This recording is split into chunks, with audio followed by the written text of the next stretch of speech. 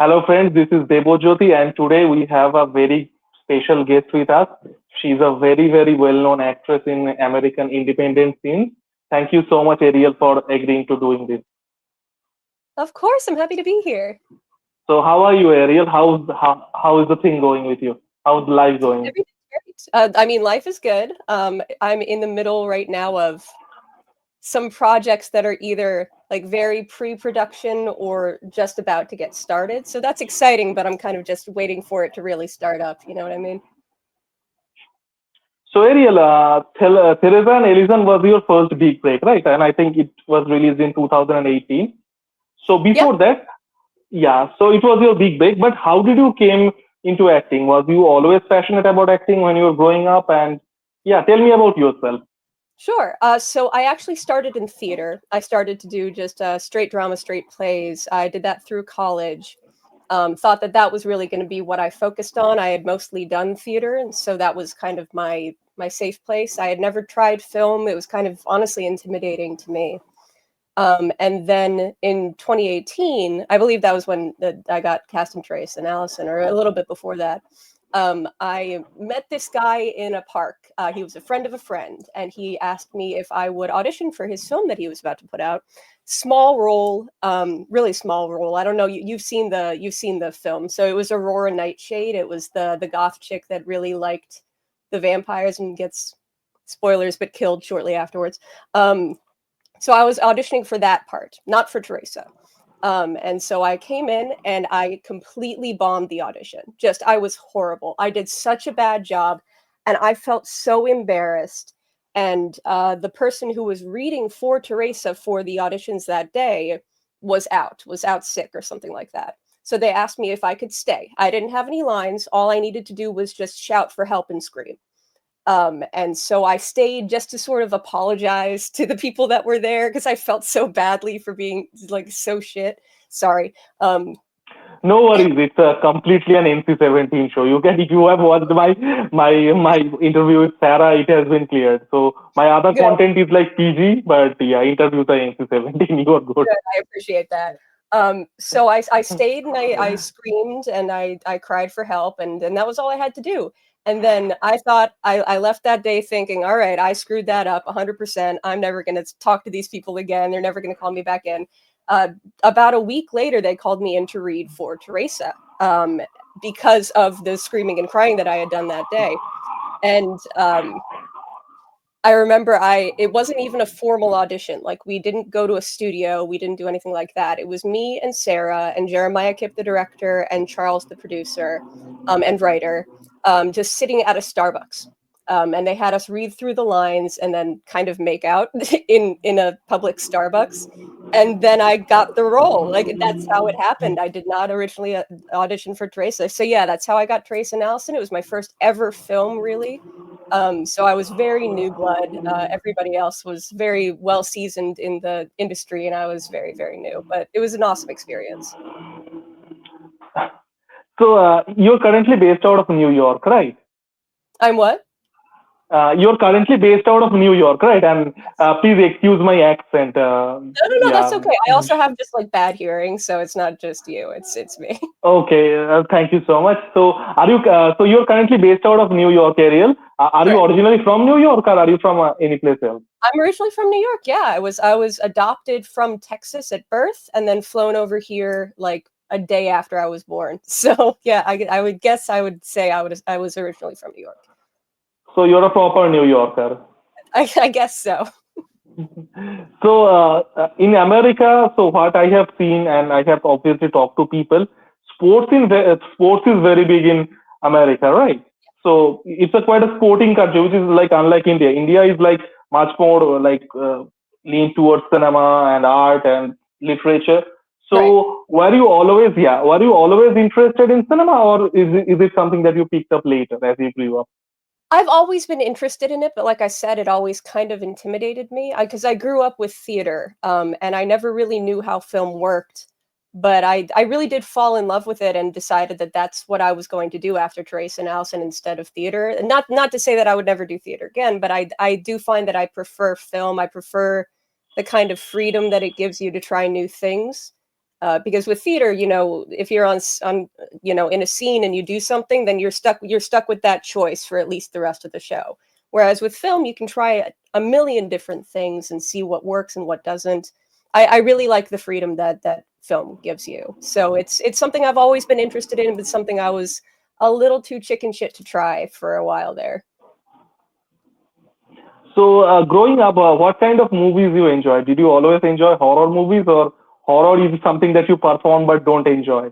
I mean, I don't know if you could tell by the everything about me. I've got hands on the wall. I've got Tomb Sweet Tomb. I'm wearing a The Shining shirt. I love horror films. It has always been my favorite genre of everything, of books, of movies, of video games. And so it's always been a huge interest of mine since a very young age. Oh, here's my cat. That's great. Um, but yes, I love horror. Okay. Okay, yeah. Your cat is pretty cute. Actually, we can put him on. Is it a him or a her? Is it what? It's a him. It's a him, so we can put it on thumbnail. That would be a nice clickbait. Anyway, so growing up, what kind of horror movies did you enjoy? Because the golden age of horror that started from like 2016, 2000, we'll obviously get into that. Oh yeah. Yeah. So my But yeah, my golden age of horror is always going to be the 80s. Always the 80s. I love the thing. I love The Exorcist. I love all of the practical effects that were done back then. I I, really I really also love the practical effects over the oh, or the VFX overkill. Yeah, yeah. that's absolutely me with it Yeah. well. I mean, The So Shining is one of my favorite movies. The Thing is one of Shining my is one of my favorite, not just on horror but of any kind of film. It's an Oh yeah, hold on, wait. absolute master. Let me show you something. This is currently hanging on my wall. It also goes with Oh my my! shirt. Yes, I love The Shining. Stanley Kubrick would be proud of you. Ah, I'm don't say pretty that. sure if Don't say that. You'll make me cry. Don't say that. absolutely yes. Have you read the novel Shining? Because the movie Shining and the Oh novel yeah. Shining is actually quite different. Oh, absolutely. So Stephen King was actually one of the earliest ways I got into any kind of adult horror. Like I had read Okay. Goosebumps and stuff like that when I was a kid, and I always kind of was interested in that. But one of my aunts, I think, got me. I think the first one I ever read of his was Needful Things. It's a big one. That one's like almost 1,000 pages, and I loved it. And ever since then, I would just read Stephen King all the time. I think somebody described him as the Big Mac of horror novels, and I kind of agree that he is a little schlocky but very easy to read. But that's how I got into horror, was by reading, just absolutely devouring everything that King has ever written from a very young age. Probably too young of an age, if I'm honest with you.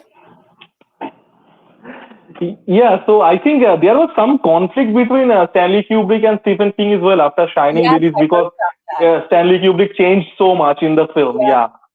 I mean, I understand where King is coming from, but at the same time, it seems to be very hard for people to adapt Stephen King novels because people have tried and people have failed numerous times.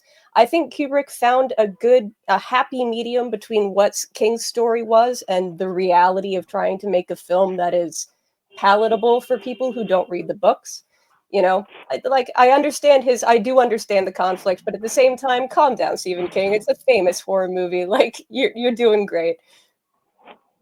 I think that is probably the most celebrated Stephen King adaptation. There Oh have yeah, been many adaptations.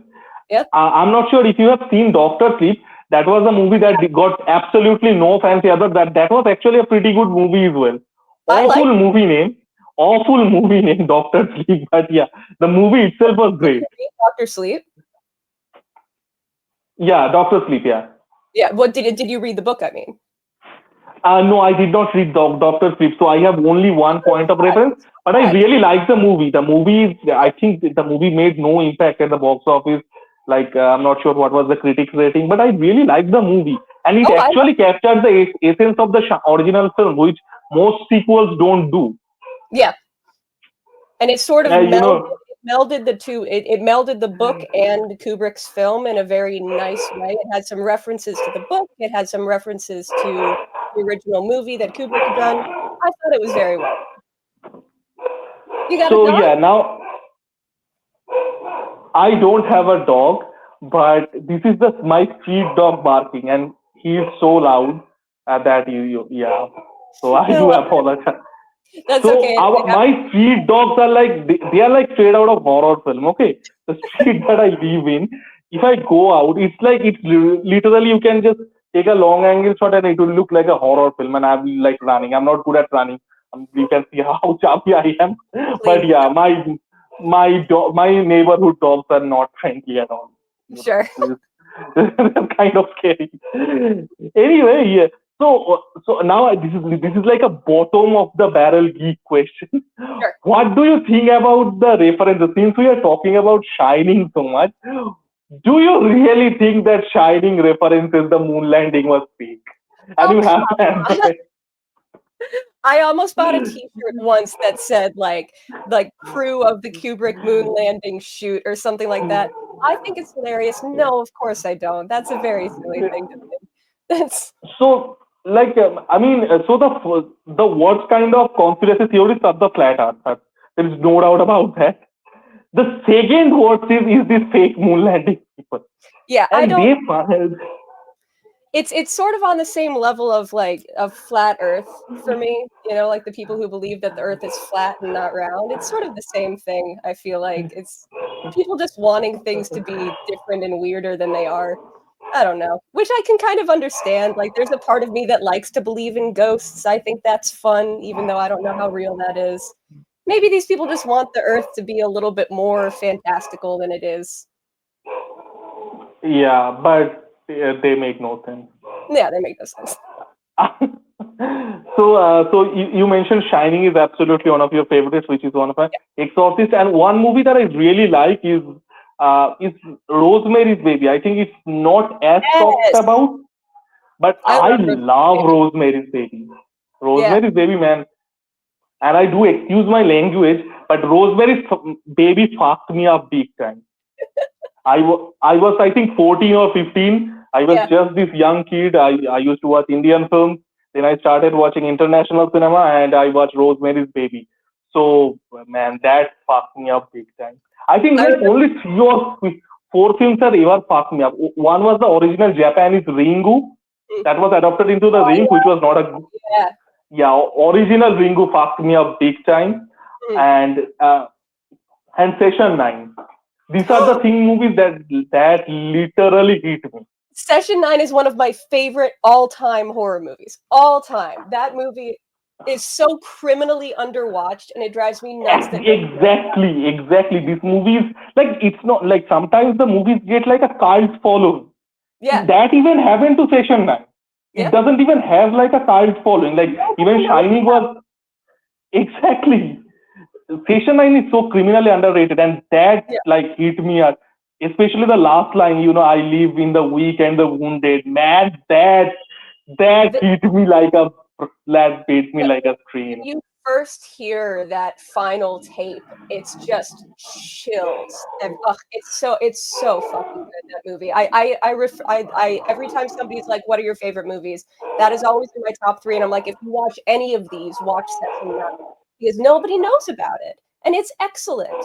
It's a slow burn for sure. Like I will give it that. It's a bit of a slow I burn. think that's maybe the reason because it's more Yeah, psychological in nature, and that's probably same with Rosemary's Baby as well. So there is not like instant gratification when it comes to horror. You'll not get instantly yeah. scared. They'll draw into the world and then boom.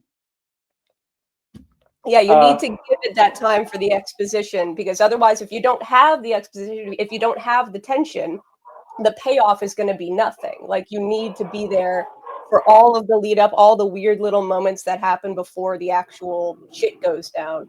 Oh, I love that movie.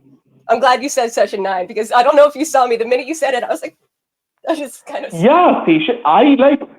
So I love watching movies. You can probably understand that. But so I recommend everyone. Like whenever I hear the word horror, I have bro watch Station 9. There are two movies, two like obscure movies I refer. One is Station 9, and another is Lake Mango, which is an Australian film. I haven't So seen this that one. I've heard good things. you should watch Lake Mango. Lake Mango I've is heard of it. very similar to the flavor of Station 8. It's like slowly builds, slowly builds, slowly builds, and then bang at the end. Well, let me hold on. Let me It write has, that. Yeah, yeah, I would. Lake I've Mango. heard the name a bunch of times. I never watched it. Yeah, Lake Mango you should watch. Anyway, so you are always someone who was obsessed with horror. So how did it manifested in like you joining the theater? Did you had any other interest in sports as I mentioned before, or did you just always wanted to, okay, I always wanted to be an actress, I'll join theater, I'll do this? So I kind of always wanted to be an actress from a pretty young age. I think I found that spark at around 12 or 13, something around there, where I did my first play. I had tried to get into musicals before, and never really connected with the material. I liked the music and stuff, but I never felt like I was acting. I always felt like, I don't know, it was just singing. And then decided to try my first straight play, which was a play called Waiting in the Wings. By the way, I was like 12 or 13 and I was playing like a 76-year-old woman. I don't That know. sounds like a sappy rom-com. It's not. It's about old ladies in a retirement home kind of waiting for death. I think it's Noel Coward. Um, Okay, that sounds like a horror movie concept. You it can was make an experimental horror out of it. It was weird for sure. I mean, it was sort of like a comedy, but sort of sad at times. But like I will remind you again that I was like 12 or 13, so I had all this old age makeup on and like gray in my hair, trying to play like a 76-year-old woman. But even still, I found that much more gratifying, and ever since then, that's when the spark kind of happened, and it went on from there. As far as horror, I had always been interested in horror, but as far as horror plays go, there aren't that many out there. I did one called Cursed Child, which is basically Rosemary's Baby, but if I let the baby grow up. So the child that I had, I played the mom, was killing all of her friends that were taking the attention from her. And I find this out, and she ends up, or I don't remember if I kill her or she kills me, but it was like the closest to horror I had ever gotten in a play before. But then in horror movies, I mean, the whole world opens up to you. You can do a lot more in movies than you can in theater, you know? So that's when I realized that I could do something with horror in an acting sense. Yeah, so you already mentioned that Teresa and Edison was for your first load, and you got it like bit of a stroke of luck. So how was the filming experience? Because you mentioned that you're from a theater background, and sometimes I have spoken to people. It's a little difficult for people with theater background because it's a different pitch of acting. It's a Hmm. different medium. How did you adapt, and how did the shooting go? Because So Teresa and Ellison, I'm not sure if you know this, but Teresa and Ellison actually has a pretty significant international following among horror community. no way, And I I have, didn't. That's yeah, really I think cool. yeah, I watched it. I watched this film on, I think, during COVID, during the first COVID, 2020. Yeah, At that time I didn't had this channel and all that, so I had like no way of connecting with people. But yeah, it had like someone suggest. So I have to tell you this story. So one of my friends and like one of my girlfriends. So she was interested in horror just like me. She was also a cine buff, and so we were talking about like feminist takes on horror. Okay, because horror has a tendency to be like catering to male gaze for sometimes. sure. So Yeah. we were talking about feminist takes on horror, and she suggested me you should watch this movie, Teresa and Allison. So So cool, man. That's really cool. yeah, so then I watched. It was during COVID, so we had you can understand like it was awful like staying at home. So Yeah, I you said watched like I devoured films during that good. time. I devoured films. So then it came. So it actually has a pretty significant following, at least in Indian sphere. I love that it's gotten around. It was this little indie horror that we made, and who we never knew what was going to happen with it. And the fact that people are still enjoying it now is really sincerely extremely cool. Like I love that. Yeah, so I think I actually talked this to Sarah during the interview that I did with Sarah as well. It actually has a following, at least in India. Now, India is a big country of 1.4 billion people, That's a lot but of even people. if like yeah, that's a lot of, so even if it's like a very tiny percentage, it is still a lot of people.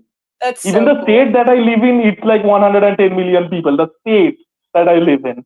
So even if it's like a small percentage, still a lot of people have watched it. And as I Cool. said, yeah, I told you the story regarding one of Yeah. my friends telling me that it's a feminist take on horror.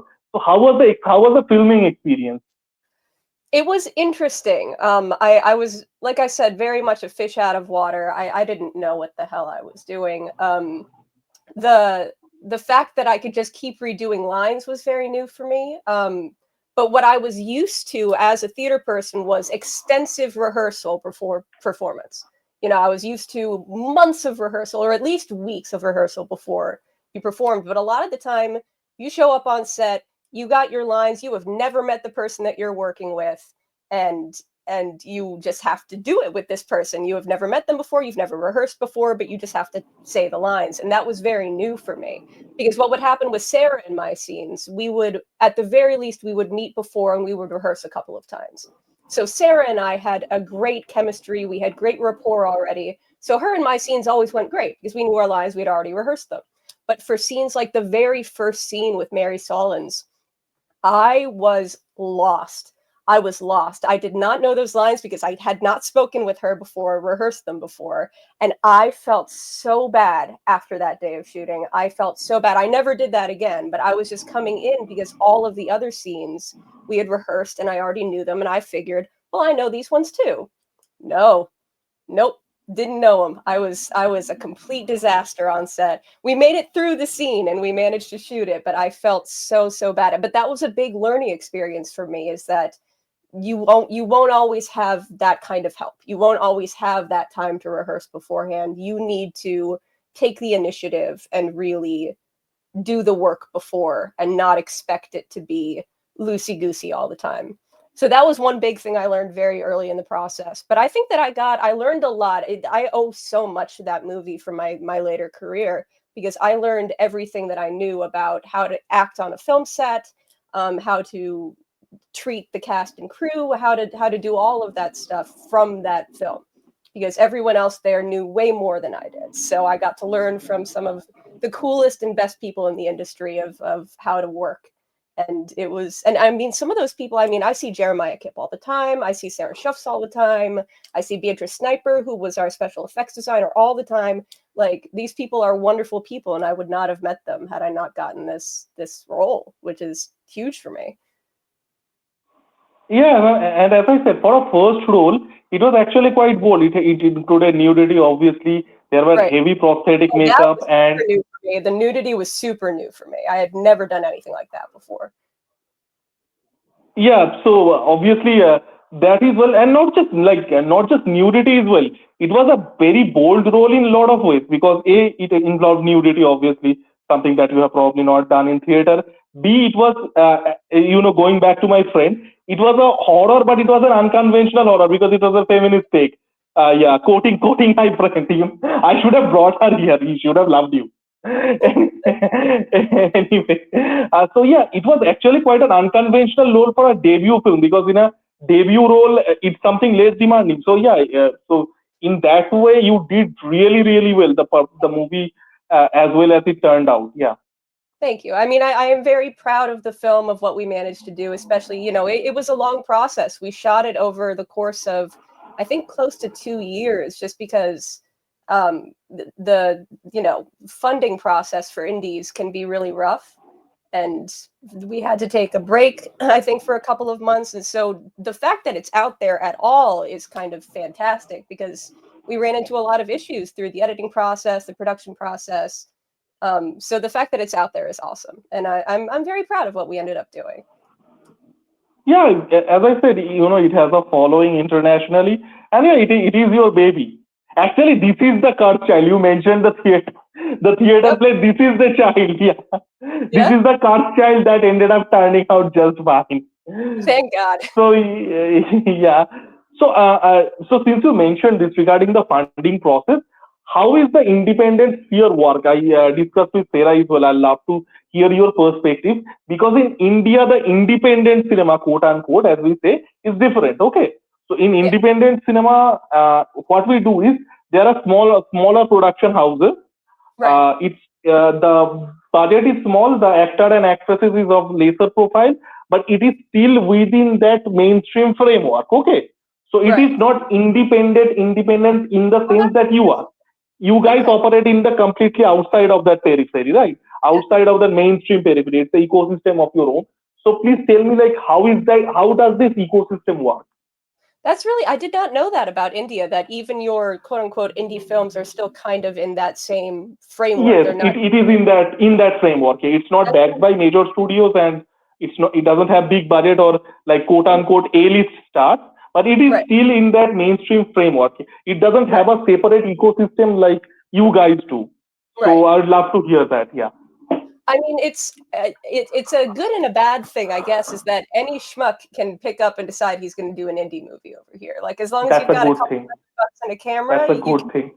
Yeah, I do think so, but I have seen some very bad indie movies. But at the same time, it opens you up to a lot of creativity and a lot of things that you couldn't do with a mainstream budget and a mainstream audience. I think Teresa and Allison is a good example of that. I think a lot of the films that I've done, honestly, are a good example of that because a lot of them edge towards B horror movies, and B horror movies have historically not really been mainstream. You know, they've been kind of cult classics. B horror movies used to be mainstream, the quote unquote. There was a phase when Roger Corman made it was actually fairly mainstream when Roger Corman made it, I know and that. in yeah, yes, and in 1930s. I actually, I'm a history You're a like big film cinema buff, yeah. history buff.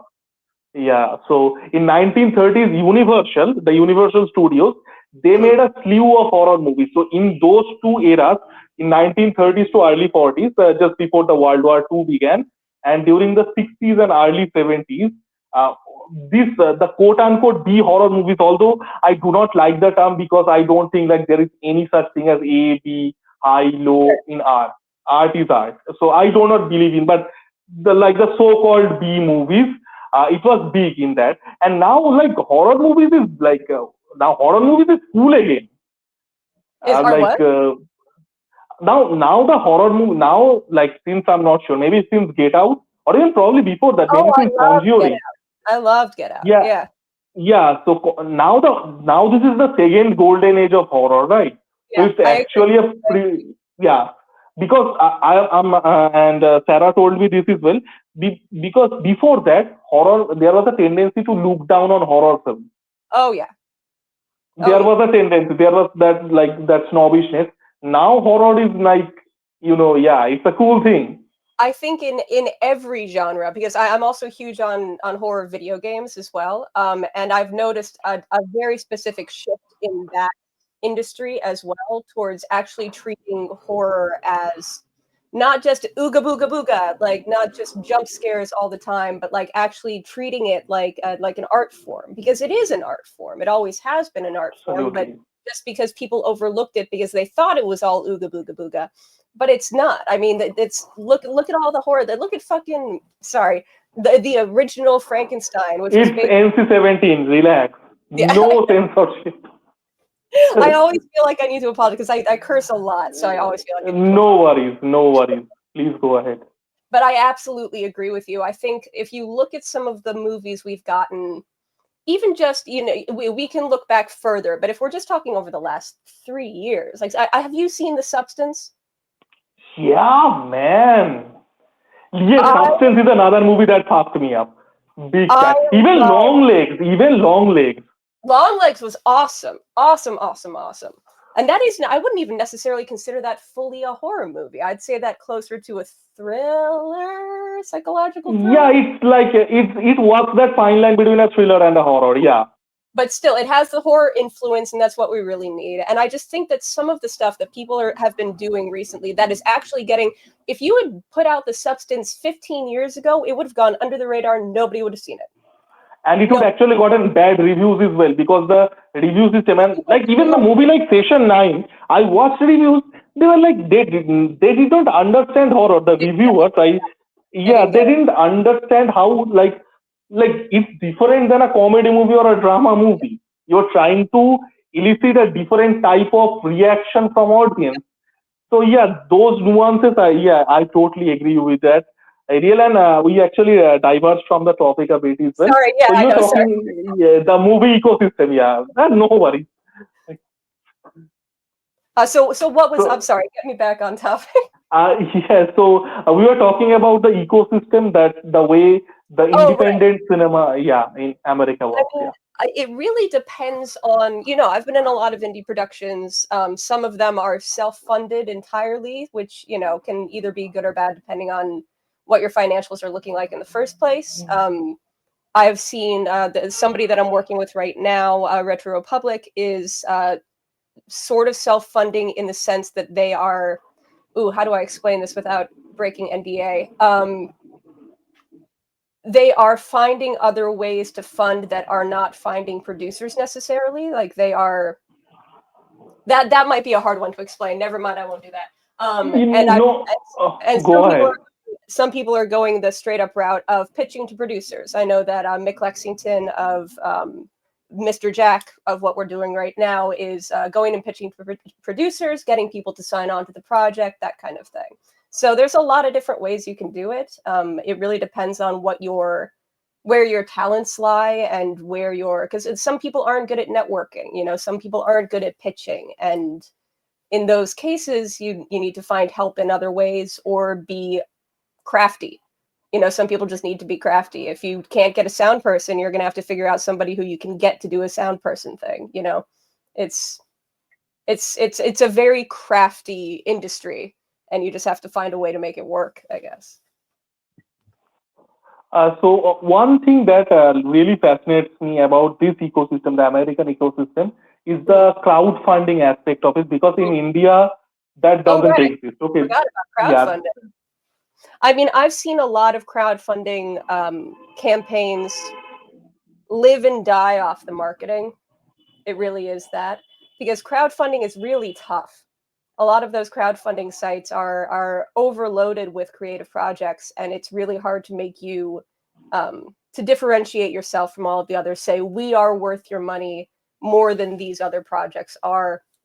And so it really comes down to, again, it comes down to a form of networking. You have to pitch it to people, you have to send it to people, you have to make people interested in your project. I've seen a lot of people put up GoFundMe's that are just kind of like, I'm making a movie about this.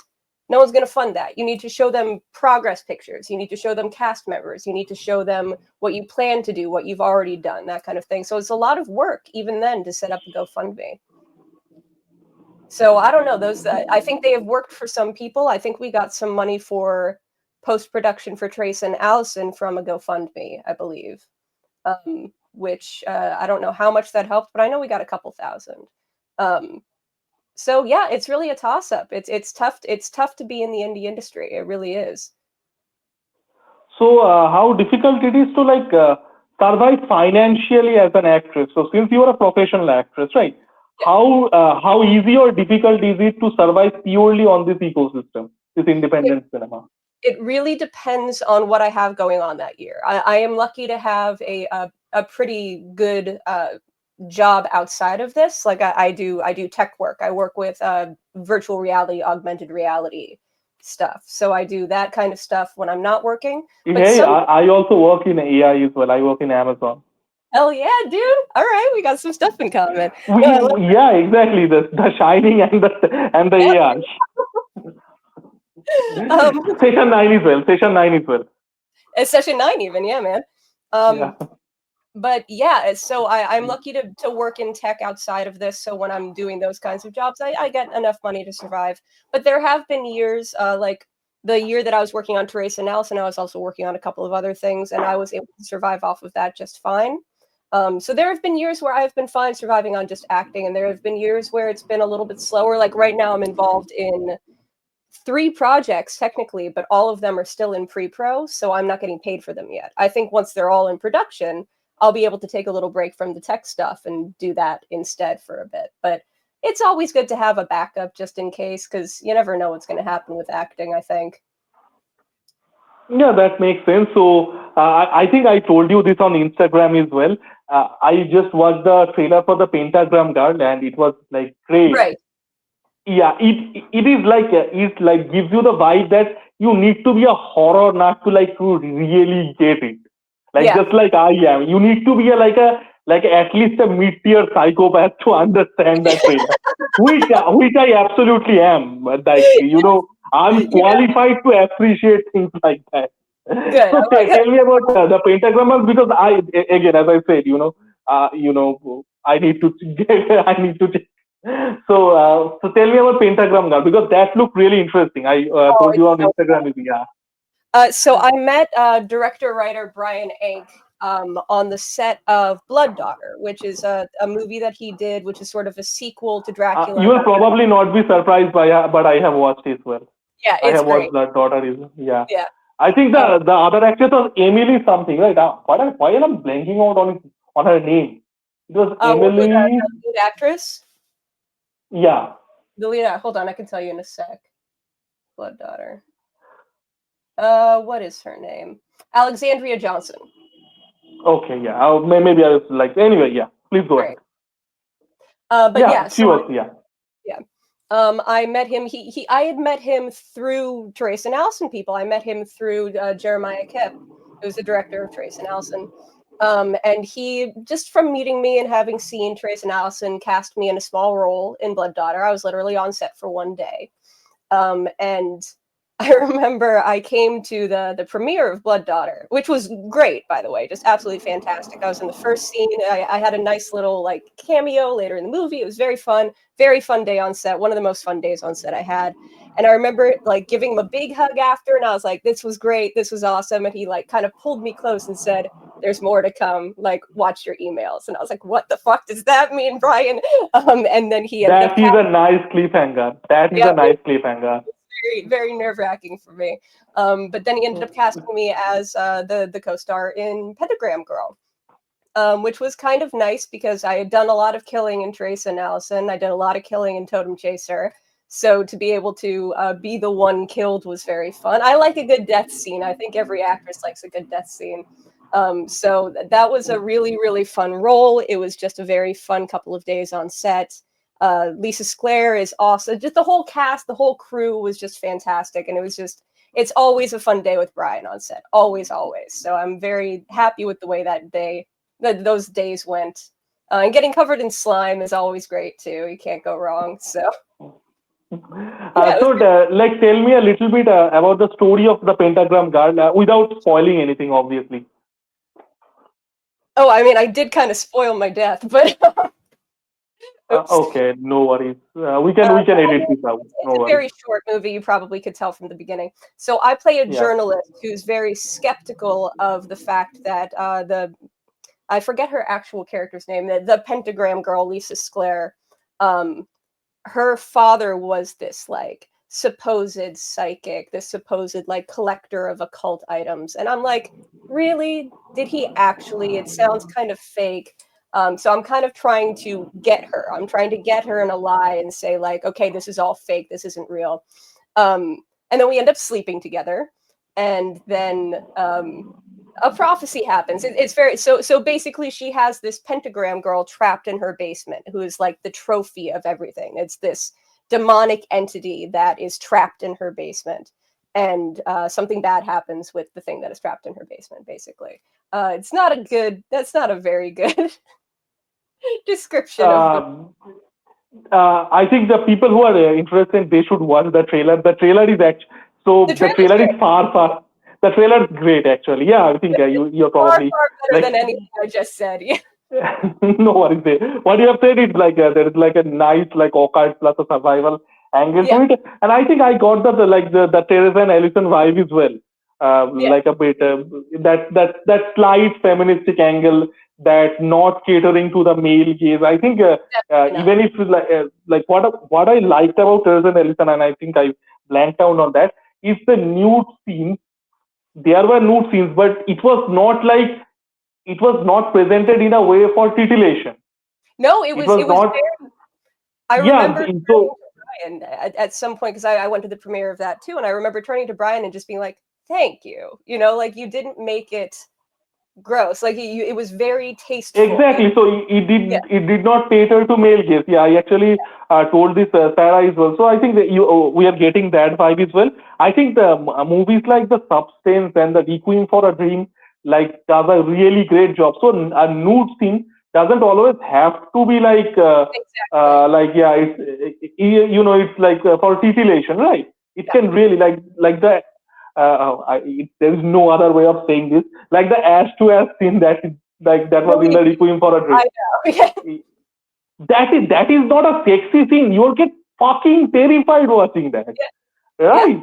You just get a shock. So there is that as well, because It again was there is a lot very of there's a contextualization of that. Yeah. So one of the two movies that I have actually one downloaded, and the other movie that you mentioned is the Totem Chaser, and another movie that I have downloaded but I have not watched it is the Carbon Copy.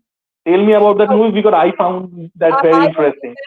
I am in that, but I am in a full mask, and you will not know it's me. And I just do a running scene. Like that's not.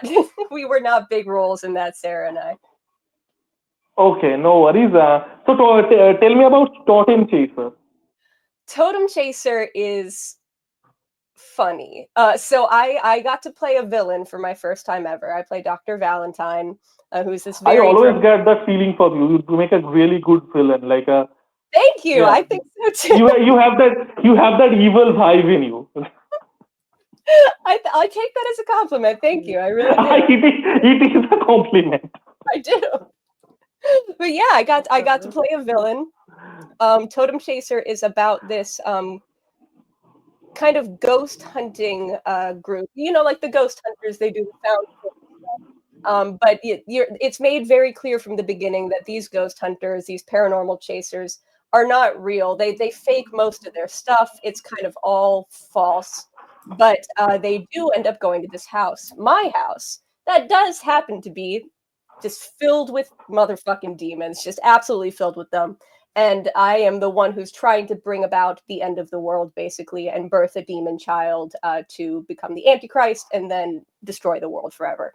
And it's this very, very over the top, like spurts of blood in people's faces, that kind of movie, where it's just that's why I brought up the B movie idea. Like the ideal of a B movie, I think, is very Totem Chaser.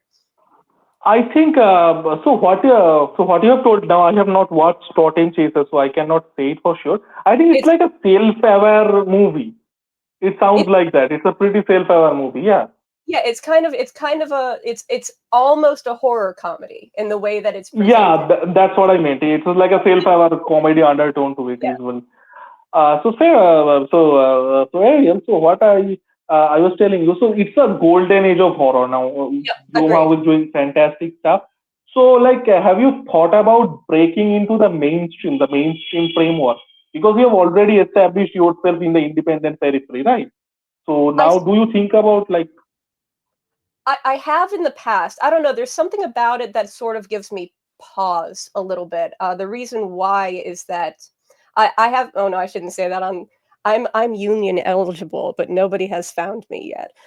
So I like doing non-union because I can do the wacky shit that I'm doing right now. You know, like I wouldn't be able to say yes to these smaller projects, these weirder projects, if I was union and trying to break into the big scene, you know. And I don't know if I'm willing to make that step because I like working these weird little projects. I like being able to say yes to things that aren't necessarily going to pay me hundreds of dollars just because I think that it's a cool script.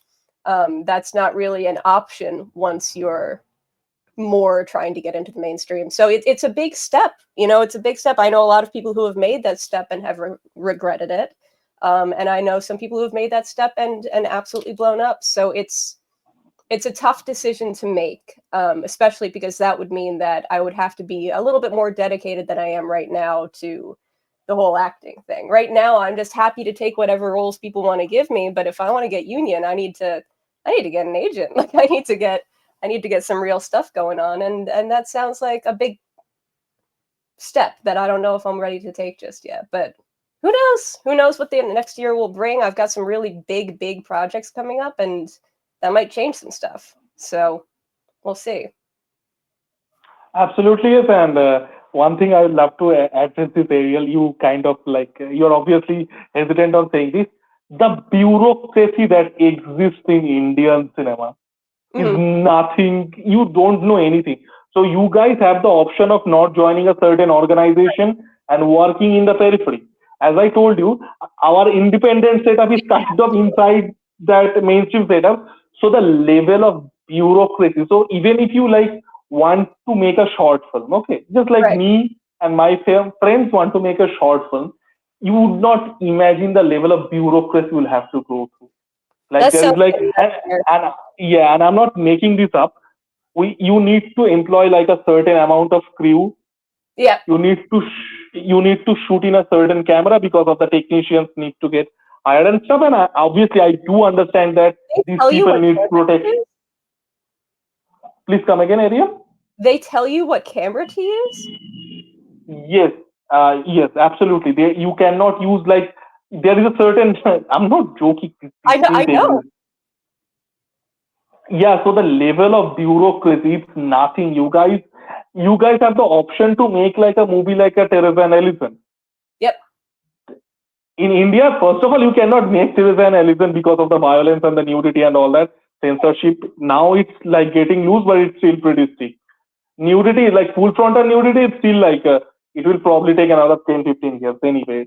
Uh, so even like from making point of view, I'm not even talking about the content. From a making point of view, you cannot make a movie like that. You cannot make a thought and chaser. So yeah, the bureaucracy that it exists. So That's that does suck. And the thing is, so India, I'm not sure how much you know about Indian cinema. So India, because we speak so many languages in India, so there are like smaller industries. Like I'm from West Bengal. Okay, I speak Bengali. There is a Bengali film industry. There is a Hindi film industry, Tamil, Telugu, Malayalam. So there's like smaller industries within itself, within that language region that it speaks. Yeah. So the Bengali film industry, that the part of the India that I am from, it is the worst. There are bureaucracies in other industries as well, but the bureaucracy is very very bad in Bengali film industry, and that's why Bengali film industry is struggling as well. yeah. That sucks, man. I mean, I don't know what else to say. I wish it was different there because Yes, the amount of freedom that it gives you over here to just make something, to create something is really nice. It's Have you yeah, ever made your absolutely. own film? Please come again, Ariel.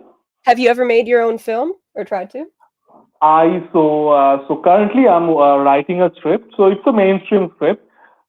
You can say that, yeah, absolutely. I'll say, share you the link, and you have to give it a positive review, even if you Absolutely. don't like. You. Anyway, so it's actually I can share it over here, but I'll ping you on Instagram. So it's like a tantric thriller. Sure. Do you know tantric? Do you know the concept of tantric? Tantric? Tantric, yeah. Tantric, yeah, of course. So it's like a tantric thriller because in India, like the culture of tantricism is actually it actually originated from India. The concept of tantric. So it's a tantric thriller, and it's a mainstream film. So I'm currently working on it. Hopefully, things go out and we get a green lit. And like the budget, you will not believe. You can make. I'm not joking. You can make a mainstream Bengali film Hmm. with big actors in $200,000 in your money. That's a lot of money. Yeah, but like imagine like the big Hollywood movies, like Oh, you 100 mean million to. mainstream, like a mainstream movie? Oh, It's a okay. mainstream movie with like well-known stars, with like stars, proper A-listers. You can make it between 200 to three Okay, hundred that's thousand not dollars. bad. Okay, I thought you meant more like an indie mainstream movie, but no, if you mean mainstream, that is a crazy small amount of money. Yeah, so Yeah, that's like it both sides. So Ariel, so now you're probably in a state that you don't have to audition, right? You have a yeah, face I haven't value. auditioned in a while. Sometimes I do it just for fun. There's something about, and I think if you ask a lot of actors about this, they did not like back when they had to audition, but now that they don't have to audition, I kind of miss it. I like setting up my lights and doing, I don't know, it's kind of fun. So every once in a while I'll audition for something, and sometimes it ends with me, networking with another director who I end up working with. But no, I haven't had to really audition for anything in quite some time. I just get Yeah, offered that's stuff. understandable because you have a face value now. But so the way you mentioned that, I think you really like the traveling kind of a freak show element to that wild and the wacky world of this ecosystem, right? I Absolutely. could see.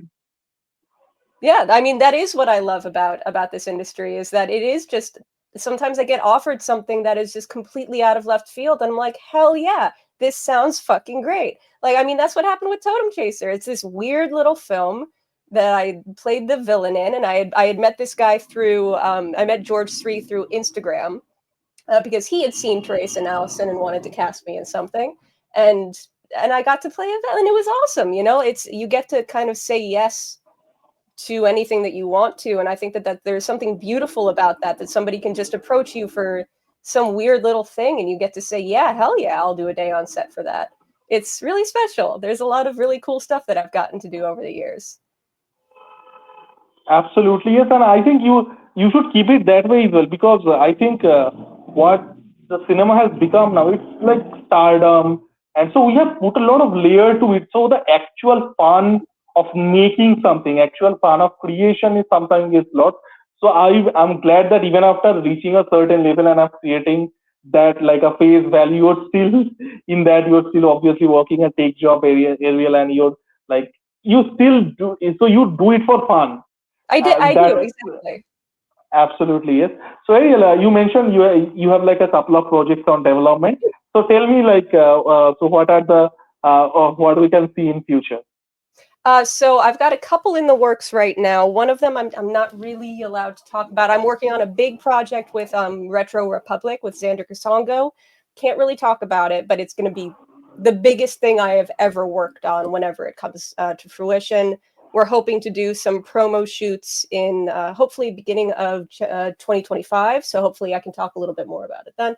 But hopefully I'm going to be working on a couple smaller things with that company. We're thinking about doing some analog horror, which I've always wanted to do, which would be fantastic.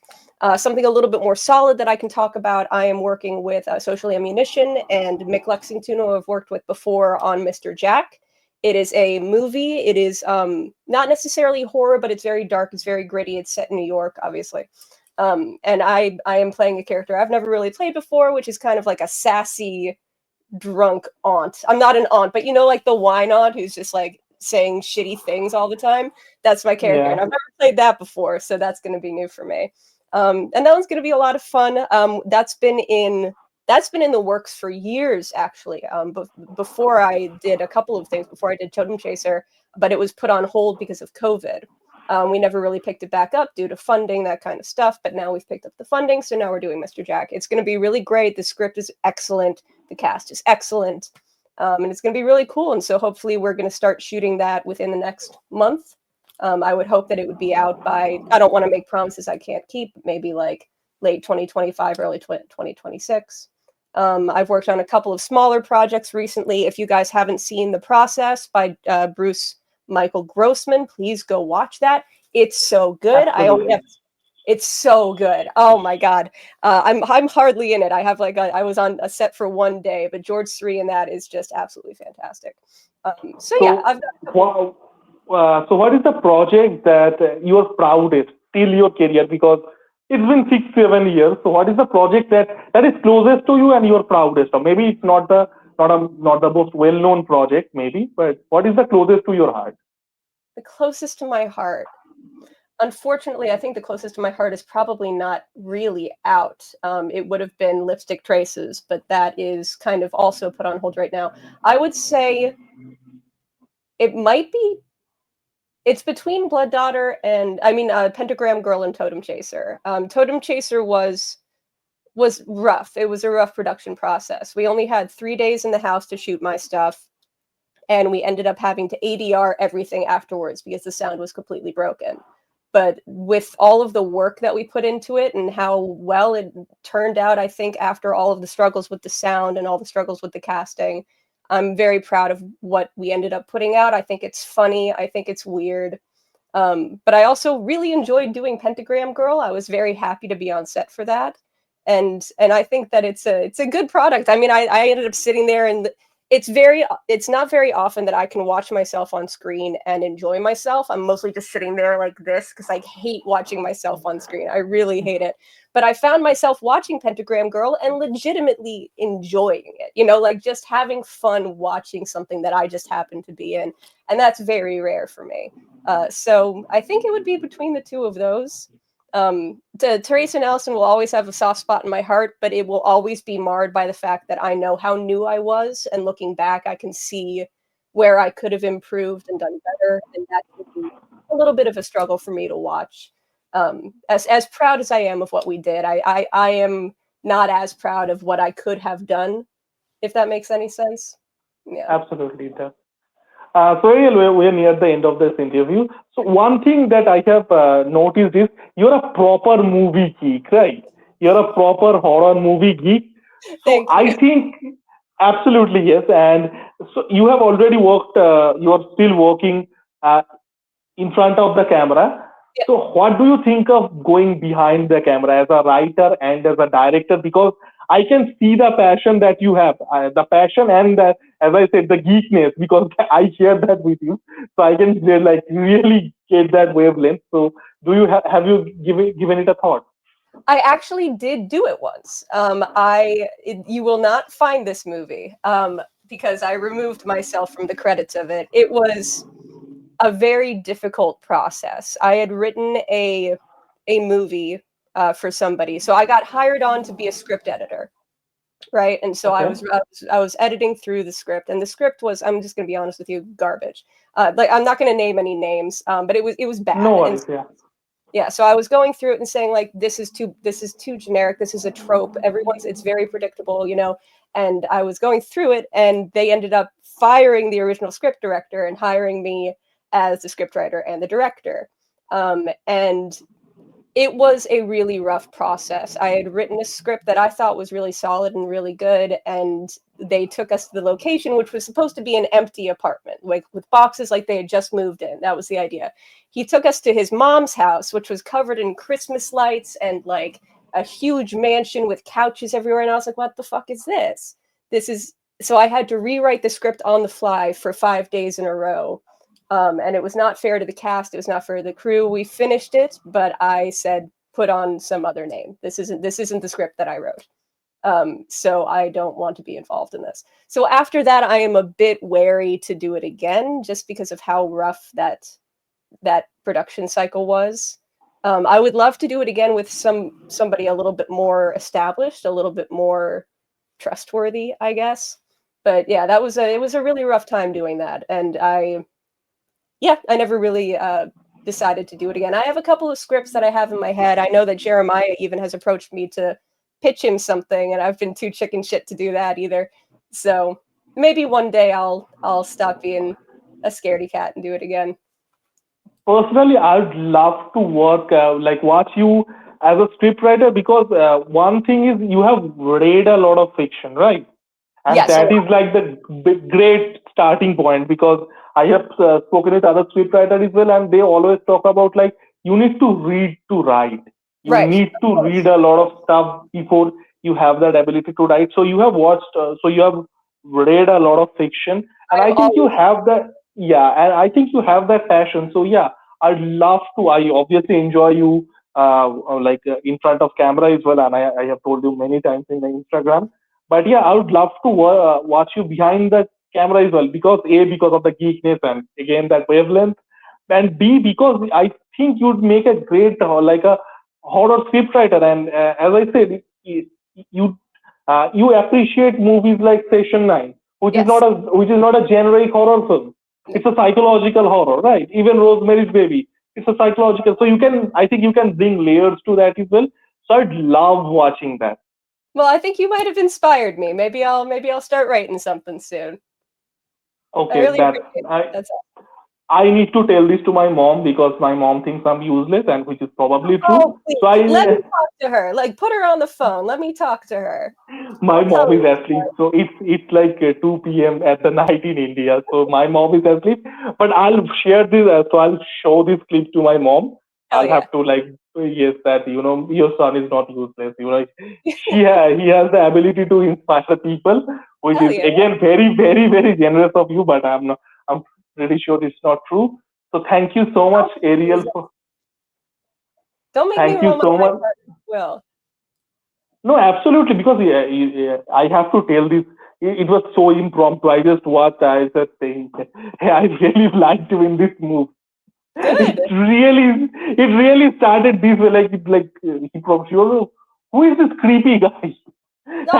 And he and it had ended up in this interview. It was a fantastic, Absolutely. it was a fantastic time talking to you, Ariel. It was so For, nice. Thank you so much for inviting me to do this. This was a really, really enjoyable time. Absolutely. Likewise, Ariel. And it's a very small YouTube channel. And from this small corner of India, all the best to your work, Thank all you the so much. future work that you do. And yeah, absolutely. An Indian movie community. I'm not sure how much you know about this. It's a very, very vibrant movie community. I'll obviously share that in future. I would love to have you back sometime as well. But That'd be yeah, great. absolutely. Absolutely, yes. And yeah, from this small YouTube channel, from the small corner of India, all the best and thank you so much. Thank you so much. I'll be sure to share this around so people can see it and maybe some people subscribe and follow you. Absolutely. Thank you so much, Ariel. You. Okay. Have a wonderful day.